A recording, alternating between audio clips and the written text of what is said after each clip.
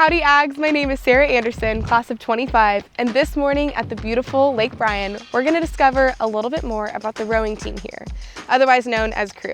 So come with me as we discover Aggieland together.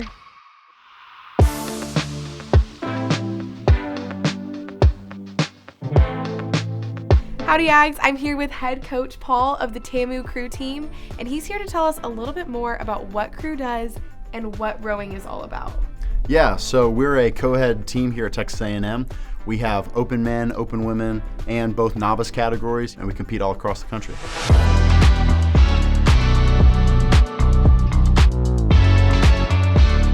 Paul, could you walk me through what a normal morning looks like for being on the Crew team? Yeah, so we come out here at about 6:15 every day.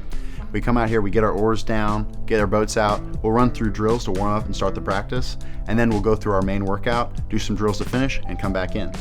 I noticed that you guys are not called the rowing team, but you guys are called TAMU Crew. Could you explain why that is?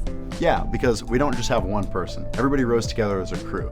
Everybody has to row together in sync to make the boat flow smoothly, and all has to work together and be perfectly in time. Are there a few roles of people on the boat to make it actually go? Yeah, one of the key people in the boat is the coxswain. They're the person that's in charge of steering the boat and giving commands. After that, you have stroke seat and seven seat, which they set the pace for the boat. And then through the rest of the boat, you have your powerhouse, and then bow pair sets it up to keep the boat nice and level. All right, Paul, this is your chance to brag on the Crew team. What are some recent accomplishments that y'all have had? Yeah, so we struggled coming out of COVID. It was a rough year for us, and we had a rough season. But more recently, in our last race at Henley on the Brazos, we were able to have every boat medal except for one. I've heard the team is largely self-funded by the members of Crew. So could you give me an example of what a member would pay for and how donations and support could really make a difference? Yeah, so the members pay a small due, and that covers their travel expenses, reimburses them for gas, and gets them some merch like these polos. Donations could really help with helping fundraise for boats.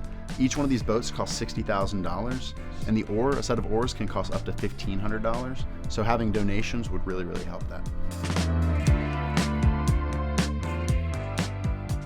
Thank you guys so much for following along. Special thanks to Paul and the Crew team behind us for teaching us a little bit more about rowing.